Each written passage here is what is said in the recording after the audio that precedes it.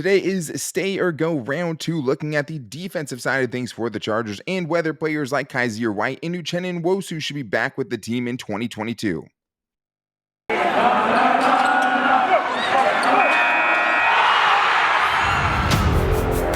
You are Locked On Chargers, your daily podcast on the Los Angeles Chargers, part of the Locked On Podcast Network, your team every day.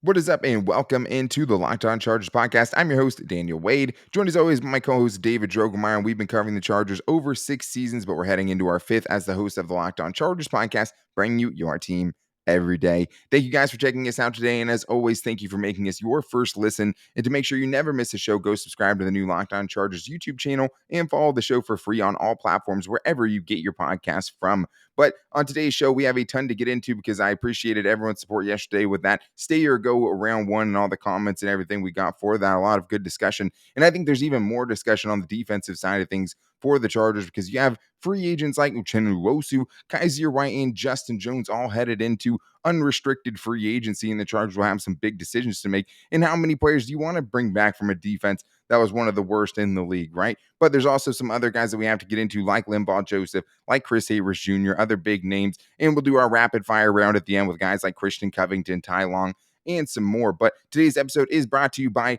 Get Upside. And with the Get Upside app, all you guys have to do is download the free app and use the promo code touchdown to get 25 cents per gallon or more cash back on your first tank. All right, David, well, it's Super Bowl week, and now it's time for us to discuss what the Chargers need to do to get to the big dance. And I think what you have to think about is which free agents they have to bring back first. I mean, that's the first thing coming up. That's the first thing on the docket for the offseason is figuring out which one of your internal free agents you want to bring back. And there's some big names on the defensive side, guys who have played key roles and ascending players. And I think that's the other thing, like Kyzir White, Uchenna Nwosu, ascending players, guys that are getting better. And I think it starts with Nwosu just because we know how important edge rushers are. We also have a guy here who's 25 years old. That's it after 4 seasons, 25 years old. But the guy that also has, 5 career sacks this year, or 5 sacks, and it's his career high this year. Only 15 career sacks total for him. So you haven't gotten that production, but he did have such a late surge, and you don't really have a backup plan. No, you don't. You don't have a backup plan, and you don't really have anybody, honestly, including Uchenna, that you feel comfortable that is going to be able to get after the quarterback by themselves without Joey Bosa on the field. And we've seen it on numerous occasions throughout his career with the Chargers that when Joey has gone down with an injury and they had to focus on just eliminating Uchenna Nwosu, it wasn't really that difficult of a task for them, at least, throughout the years. This year, I think, especially towards the end of the season, things were starting to click for Uchenna. It seemed like he was getting closer and closer to the quarterback. He was starting to make impact plays. He was starting, to get the ball back for his offense. He was really starting things like, it clicked. You saw it. You saw it out there. You saw it really kind of sink in. So I think there's a lot to like with Uchenna. I think, he's peaking at the right time. And he, like we said, he's so young. So I think, another year, another opportunity to grow in this defense, I think is only going to do wonders. And we know just hearing Brandon Staley and the Chargers organization speak about Uchenna is that this is a guy they really, really like and feel like fits perfectly in that type of defense. He's the type of guy they're looking for. Yeah, I think Tom Telesco's quote was like, there's nothing you don't like about him. And that's true because he's, the last game of the season was a perfect representative, of what he can do at his best. Yeah. He was making plays in the running game. He was making plays as a pass rusher, and just the IQ. He started knocking down more passes. He tipped a pass up to himself at the end of the year against the Kansas City Chiefs for an interception. Like just huge. Those things, he finally seemed like he found his footing in that defense, and the explosive plays started to come. But when he goes to get this contract, he doesn't have a lot to go off of as far as just proven production. After the bye week, he was much better. When you look at the advanced metrics and things like pass rush win rate, right, and some of those things, he was still up there. Quarterback knockdown, some of the things that aren't just sacks, he was performing pretty well. but he doesn't have a lot to go from on his career. Like only having 15 career sacks at the end of those 4 years is not a good bargaining chip when you're signing that next contract. And even though pressures and things like that are more important now than ever, and you don't have to necessarily get a high sack number, it's still used in negotiating, and it's still going to be held against him for this next contract. So Sportrack has his projected market value around 12.1 million over 5 seasons. So that's a 60 plus $million contract over 5 years. That's a lot. And it compares it to Leonard Floyd's at 4-year, 64 million, Matt Judon's 4-year, 54 million, 13.6 average, 16.6 average for Floyd. Those are big numbers, and he's definitely below that, and they're slotting him below that. But I still think 13.6 to 12, I mean, that's not a big enough of a difference for a guy in Matt Judon who had 28 and a half sacks in his first 4 seasons, and Uchenna only had 15, right? Those are two different planets. There are levels too, and he wasn't the starter. He was behind Melvin Ingram. There's a lot of stuff like that, but like Samson Ebukam is another guy. He had a 2-year, $12 million deal after his first 4 seasons. He had 14 sacks in those seasons. So you would think it'd be closer to 6 than it would be to that 13.6 that you see with a guy like Matt Judon. Even Preston Smith was another comp they had on there. He had 24 and a half sacks over his first 4 seasons. Leonard Floyd didn't have a good first 4 years. He still had more sacks than Uchenna Nwosu did by 4. And he still had to go sign a 1-year deal with the Rams before he could cash in finally. So I think that's what's on the Chargers side. If it does sniff that $12 million range, I don't know if you can do that, because I just don't know if you have the situation figured out correctly as the guy who's going to most help Joey Bosa on the opposite side.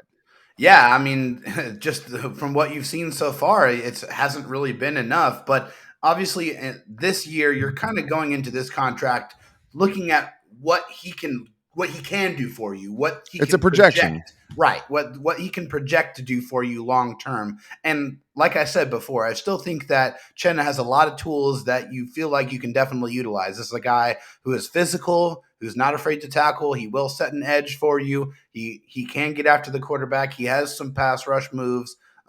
He is a smart player. And like we said, things are starting to click for him. It does seem like things are slowing down for sure. But, based off of the production that you have in the past, I don't know how comfortable you can be throwing $10 to $12 million at him per year. I just don't think that that's a contract that he's earned. If he comes to the table and we're looking at $7 to $9 million a year, I think that's definitely something I am a lot more comfortable with. And if that is something he's comfortable with, I think a deal will get done very quickly.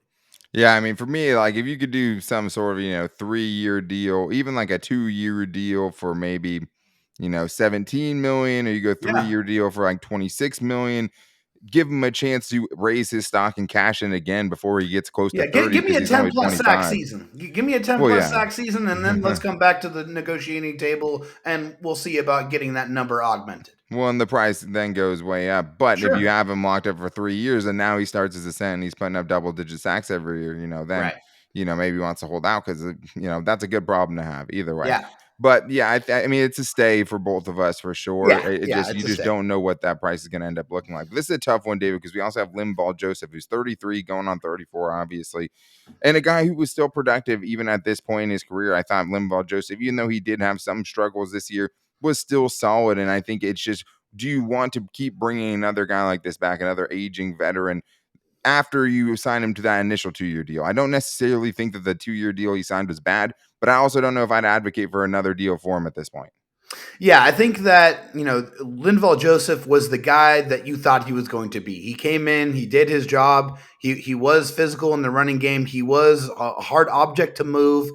You knew what you were getting, and you pretty much got what you paid for. I think so. But I think at this point in his career and just the state of the Chargers defensive line, I think they need to get younger. They need to get more disruptive, and they need to get somebody who is not as much of a liability as a pass rusher. I think you need to get someone who has a little bit more in the tank as far as getting after the quarterback and stopping the run. I just think they need to change course on who they bring in on the defensive line. That is no slight to Linval Joseph. I think that he did everything that he was asked to do, but I think it is in the best interest for the Chargers to move on from Linval Joseph. Yeah, I think for me, So it's a go. yeah, it's a go. And he had a pretty, he's actually rated better as a pass rusher than he was a run defender, which is crazy just considering how That big the is. dude is.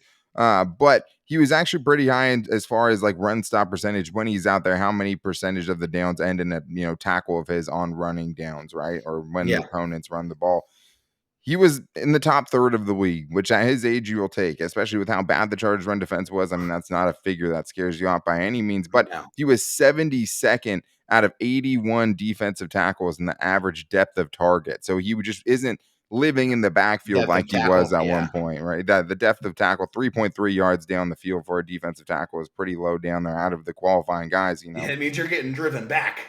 Yeah, and it's just I think that that's part of the problem that, feeds into the linebackers and so on and so forth, right? But yeah, I think they just need to get a little bit younger there. If they're going to go aging veteran, I'd probably target someone like Akeem Hicks. I'd Yeah, rather kick the tires on that and see if that has definitely. more of an impact and can help the Chargers defense more at this point. But I do think that there's other guys that we have to get into, including Kyzir White, who I think also is maybe the second most interesting conversation on the defensive side as far as what is he going to make and how important is it for you to bring him back, considering the rest of the guys that you have at that position right now. So we're going to get into that, but I first have to tell you guys about the best app out there right now, an incredible app everyone who buys gas needs to know about. Get Upside. My listeners are earning cash back for every gallon of gas every time they fill up. Just download the free Get Upside app at the App Store or the Google Play Store, and you can be saving money today. And since you listen to this show, if you use the promo code Touchdown, you can save 25 cents or more per gallon on your first fill up. That's promo code Touchdown, all caps, one word. I mean, especially if you're a food delivery driver, rideshare driver, I mean, you can save hundreds of dollars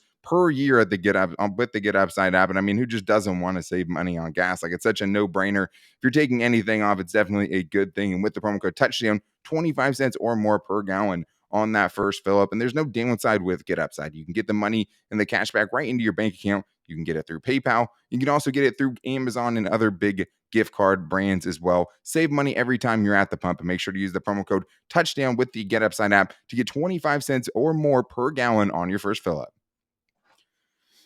All right, David. Well, now it's time to get into a couple more guys here in stay or go. We had one stay and one go so far, but there's other big names on the Chargers defense, including another ascending player in Kyzir White. And the thing is, it's hard with these guys. Is like you don't want a Donald Butler situation where you're paying for their prime and then they ends up regressing, to where Donald Butler did.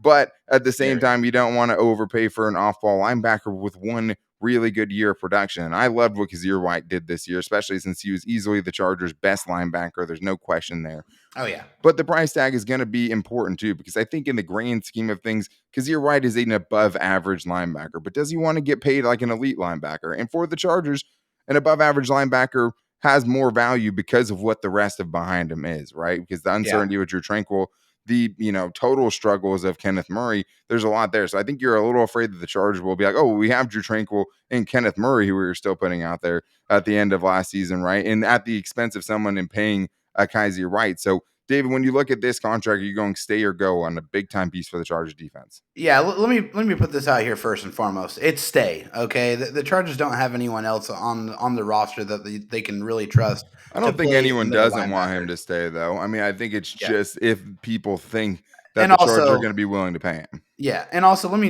dispel this.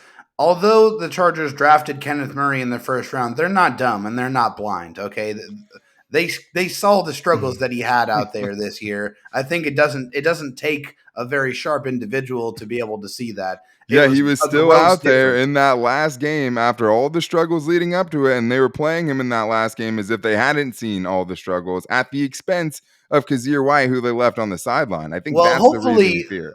hopefully they have the benefit of tape that they've been able to consume now on the entire season and realize that there is one very obvious sore spot out there in the middle of the defense, a guy who you were expecting to ferociously, patrol sideline to sideline, and you didn't get that player. And what that could have been for a myriad of different reasons, but I think that only heightens the importance of bringing back a guy who has shown to excel in this defense that Brandon Staley has deployed. And you also got to think about the fact that they are going to add more guys that are going to fit more prototypically in the defense that Brandon Staley wants to operate. And I think when you already have one of those guys, then you want to keep him. So I think it's a stay for Kyzir White for me. I think this is a guy, yes, he's only had 1 year of proven production, but I just don't know if you can afford to let him go with the obvious deficiencies and issues at the linebacker position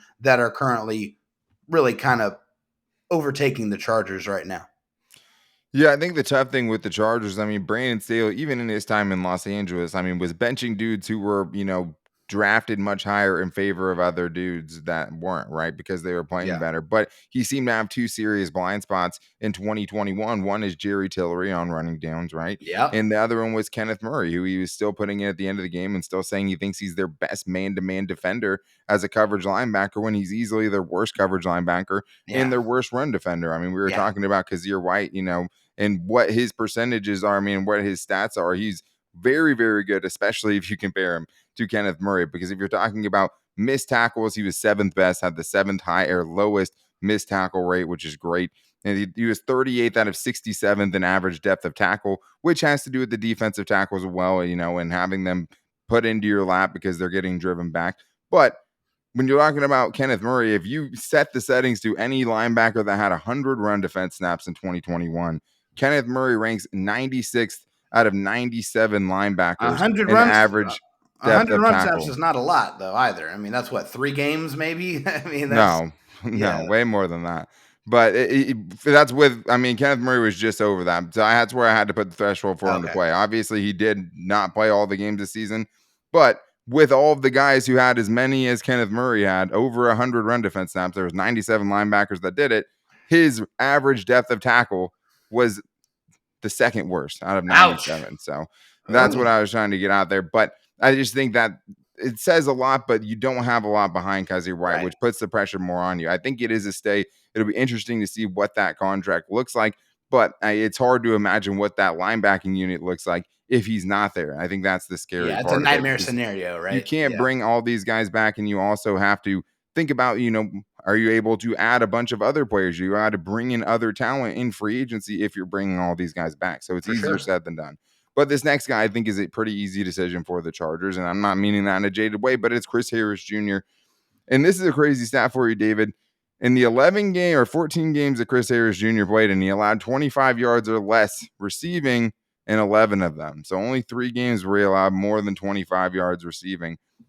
But I think I know Charger fans are also ready to see Chris Harris Jr. go. Are you saying stay or go to Chris Harris Jr.? I was about to say, don't speak too glowingly about Chris Harris Jr., Daniel. You might see some Chargers fans with some pitchforks and some flaming torches coming your way. But Those are just the uh, stats. it is, the stats, the numbers are the numbers for sure, black and white for sure. And for Chris Harris Jr. with the $5.5 million base and providing 39 tackles, 6 missed tackles, 1 interception, but a passer rating allowed of 95.1 and 11.2 yards per reception, and a lot of these type of looks where he throws his hands up and yells at somebody for being in the wrong position. But I just think that you need to get a lot younger. You need to get a lot more athletic, and that starts immediately at the cornerback position. I think you love the leadership, and hey, Chris Harris Jr.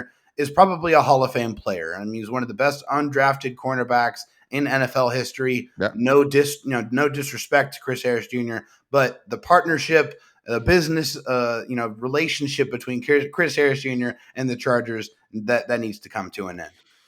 Yeah. So, I mean, I said that obviously, and I mean, that is pretty surprising to hear. I think the thing that stood out with Chris Harris Jr. specifically is obviously just the big downs, the third downs, Yeah. forward downs, where it seemed like he was getting picked on, and just certain situations where after the catch, guys are just running away from him because it looks Oh like he's yeah. running in quicksand. I mean, Chris Yeah. Harris Jr. has lost a step. I mean, slot corner, it's not as important to be a speed guy necessarily, but you could definitely see it out there. And I think the Chargers had a shocking lack of speed on their defense this season. And I just think that that's something that has to improve. You have to get younger, you have to get better, because even at the end of the day, with what he did, even if he was not as bad as many Chargers fans think he was, still missed over 13% of his tackles. So that's a real big reason for the frustration.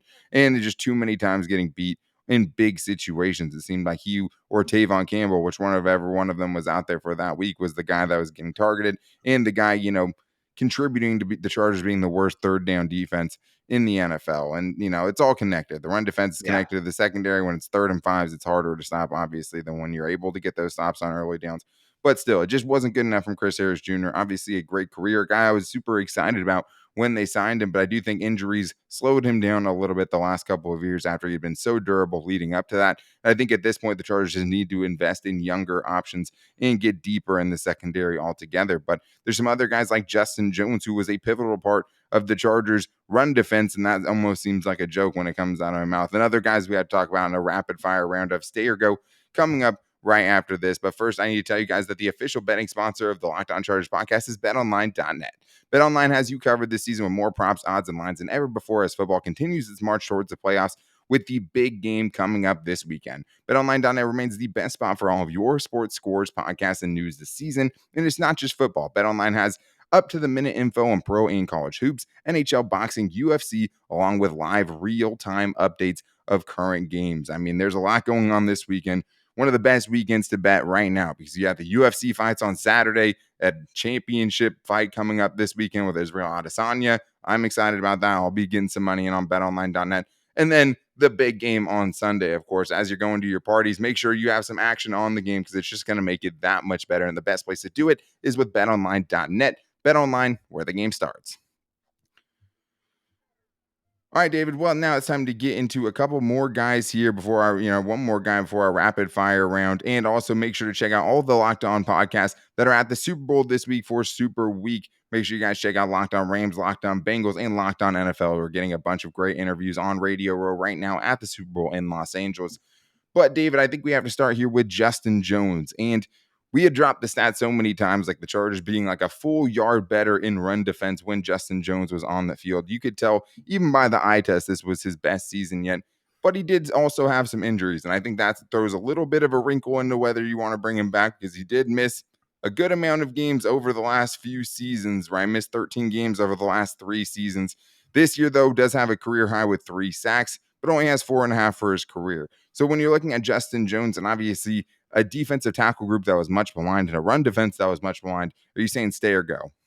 Yeah, I definitely think he needs to go straight to the bank and check his account balance so he To the can see all bank? the How money much do you think that he's the going to make? Chargers are going to pay him. I do definitely think he's a. Yeah, I just wanted to throw a little curveball there to mess with Daniel, but yeah, I think it's definitely a stay here. I think he's an integral part of a run defense that was obviously very, very bad, but noticeably better when he was on the football field. He just has that physical nature, that presence, that attitude that you need in the middle of your defensive line. You need a guy who's going to be there to do the dirty work. And yeah, he doesn't get all the sexy, pass rushing stats and the pressures and all that, but what he does is clear. It might not show up in the stat sheet all the time, but he makes an impact against the run. And I think if you put better players next to him and behind him, I think you're going to get a better version of Justin Jones. But I think this is one of those key cog guys that you need to bring back. Yeah, I mean, I think it's tough because you need multiple players at that position, right? So it's how are you going to fill that? You're going to use high draft capital to bring in a new defensive tackle, or you're going to go get Akeem Hicks, BJ Hill, right, in free agency, DJ Jones, one of those guys, and spend more money and get a younger guy, somebody you feel better about. If that's the case and that's what they want to do, I would understand it if they wanted to move. But I think it has to be multiple guys that have to come into this unit. I don't think Justin Jones was the problem, specifically on running downs. Even though if you look at his PFF grade, it was only average. I mean, you could definitely see how much better the Chargers run defense was with him out there. I think the problem is the injuries, but I also think that's going to lower the price tag on him as well. It's tough. I mean, I think if you can somehow swing some sort of 3-year $15 million deal or something like that for him, I think that would be something I would absolutely be willing to bring back. But if it's like getting closer to 8, then it's going to be a lot harder to justify with the production that you've seen from him. I do think he's another ascending player, and for so long it was this is the year Justin Jones is going to break out, and I think this is the closest thing you saw to a breakout season from him. And I do think that especially in a group that wasn't great at stopping the run, I think you saw how much he stood out as, one of those guys that it's like, all right, well, we don't need to keep a lot here. We need to add a lot to this, but that guy wasn't the problem in that regard. So Definitely. I think he did play a lot better in Brandon Staley's new scheme. I think that fit him well.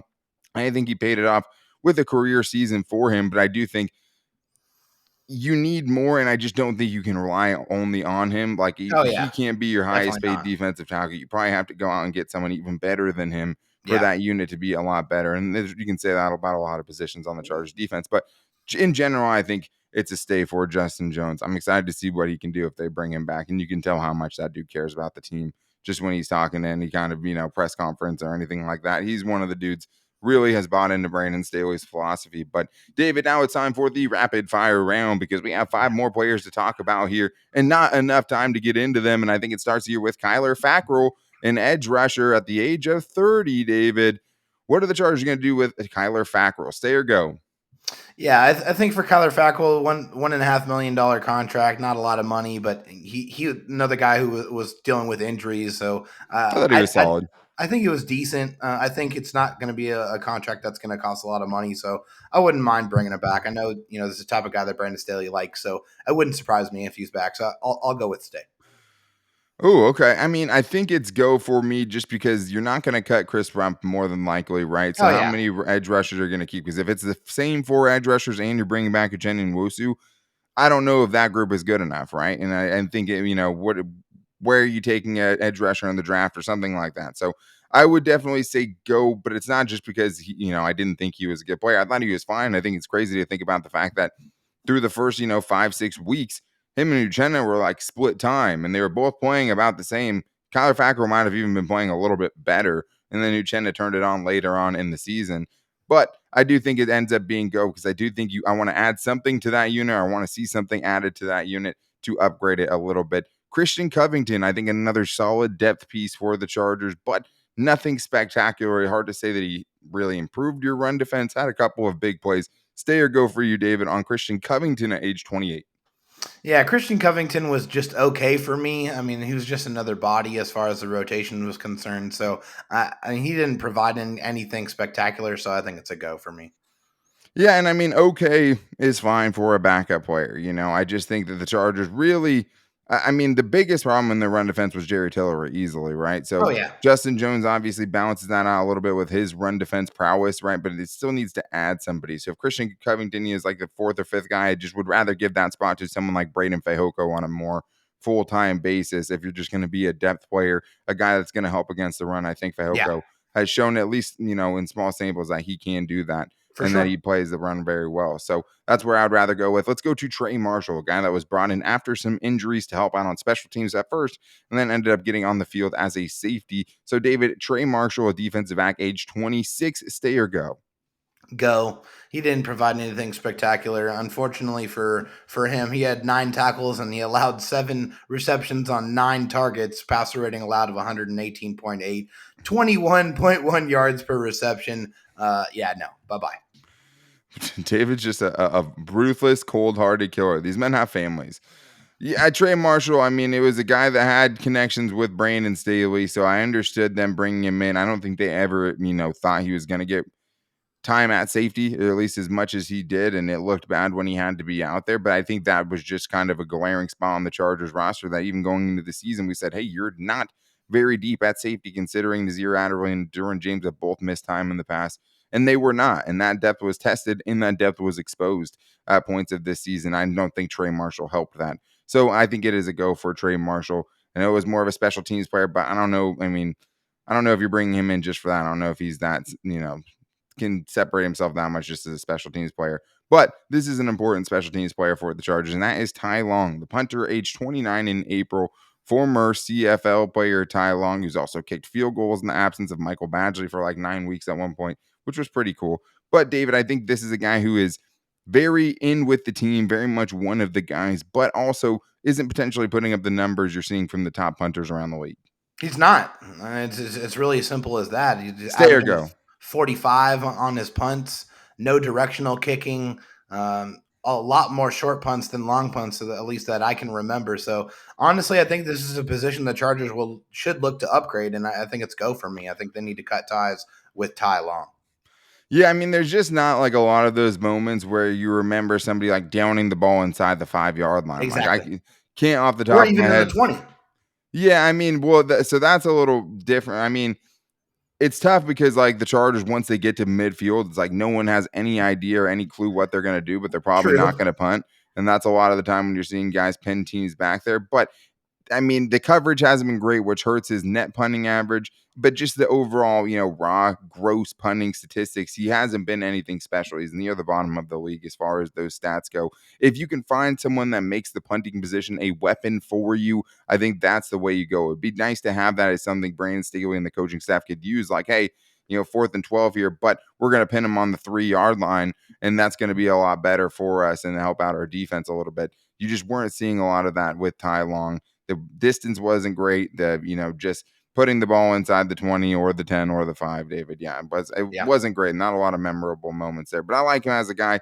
Hope he Yeah. can catch on somewhere. Wouldn't be surprised if they bring him back just because that seems to be what the Chargers do. But last one here, David, Ryan Smith, a guy who's brought in as a special teams specialist, unfortunately ended up getting hurt very early on in the season, came back and then got hurt again. Stay or go for Ryan Smith. Yeah, Ryan Smith only played 54 snaps on defense for the Chargers and only played in a couple of games, only parts of 4 games that, obviously dealt with injuries And he wasn't meant to this be a season. corner for the Chargers really either, right? Right. He was supposed to be a special teams ace. If he came back, he would be under the role of being a special teams ace. Yeah, and the Chargers have one of the worst special teams units, even still, even with the gradual improvements that they made. So, and this guy didn't really even get an opportunity to make an impact No, he on the didn't. special teams unit. So, another low dollar amount guy. He doesn't really move the needle to me, north or south. So, I'm just super lukewarm on it. I guess I'll just go stay, just because there's a possibility he can improve the special teams unit. But if he goes, I'm perfectly fine with that too. I'm gonna say go.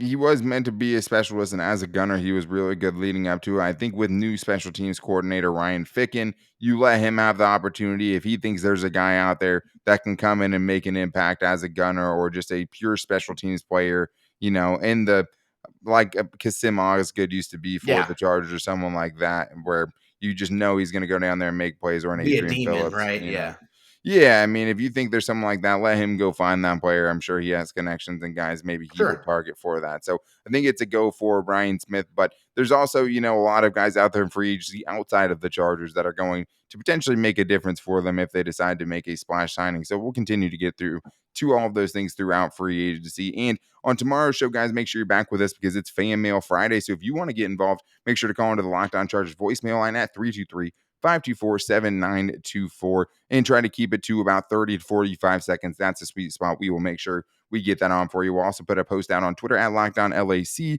and you can also tag me and David for a question at Dan Talk Sports for me and Dro Talk SD for David. As always, guys, make sure you don't miss it. Go subscribe to the new Locked On Chargers YouTube channel so you can follow the show there and follow the show for free on all platforms, wherever you get your podcast from, like Apple Podcasts or Spotify or wherever you get it from. You can find the show there, as well as our social media where you can find other links to it if it ever doesn't pop up for you. But make sure to check out the Locked On Chargers Instagram page at Locked On Chargers and our Locked On Chargers Facebook page. But make sure you guys are back here tomorrow with us for Fan Mail Friday. Until then, take it easy and go Bulls.